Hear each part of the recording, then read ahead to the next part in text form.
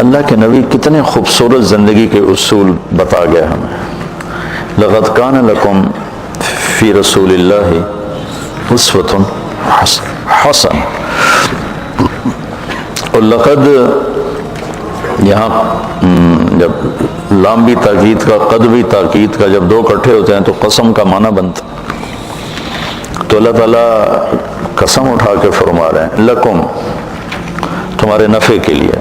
تو یہ نفع والا لام ہے کہ تمہارے نفع کے لیے ہے, اور سب خاص طور پر تمہارے لیے کہا جا رہا ہے. فی رسول اللہ اسوۃ حسنہ. ایک اسوہ کا مطلب ہے نمونہ.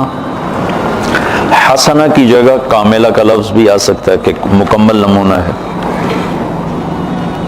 مکمل کا لفظ ہیوی ہے, حسنہ کا لفظ پرکشش ہے, خوبصورت. تو خوبصورتی ہر انسان کی کمزوری ہے. ہر انسان مرد ہو یا عورت, بچہ ہو یا بچی ہو, خوبصورتی کی طرف کھینچ جاتا ہے. وہ کسی رنگ میں بھی حسن ہو تو انسان اس کا دیوانہ بن جاتا ہے.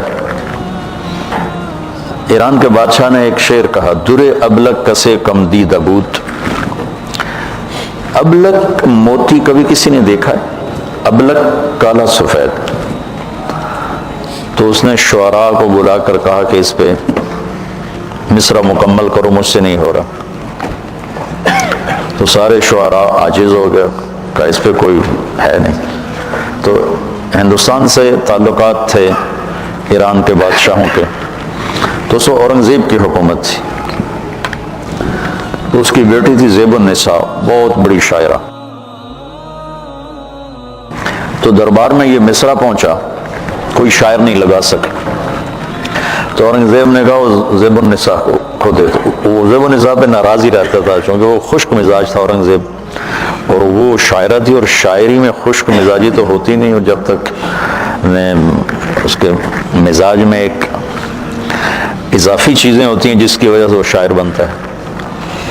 تو اس کے سامنے مصرع پڑا گیا, در ابلک کسے کم دید ابوت. تو اس نے بغیر سوچے کہا ولے اشک بتان سرما آلوت.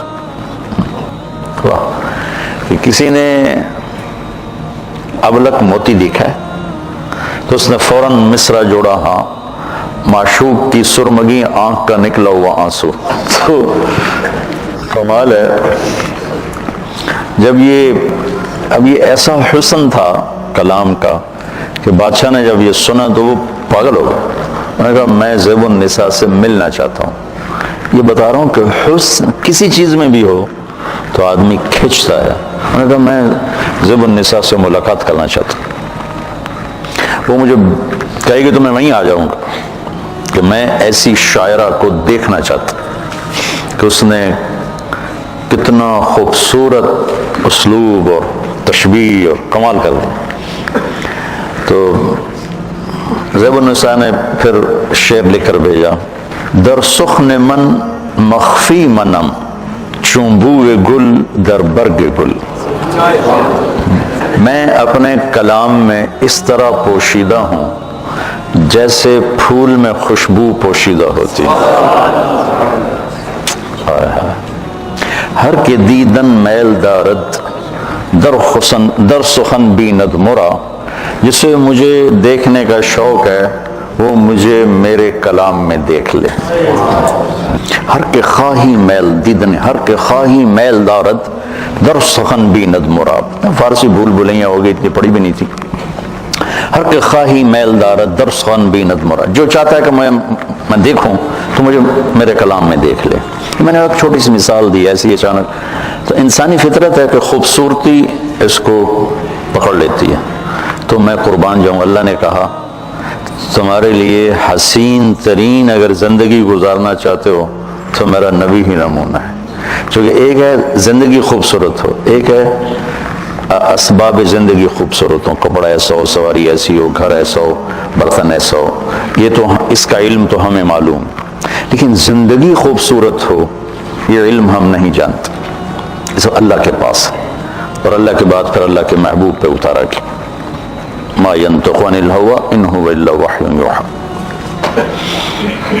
تو ایک ہماری کمزوری ہے حسن پرستی. تو اللہ نے اس لحاظ سے اتنا خوبصورت لفظ استعمال فرمایا کاملہ کی بجائے. مکمل ایک وزن ڈالتا ہے کہ میں مکمل ہونا پڑے گا، اور حسنہ حسن، حسن کا ہر کوئی دیوانہ ہے.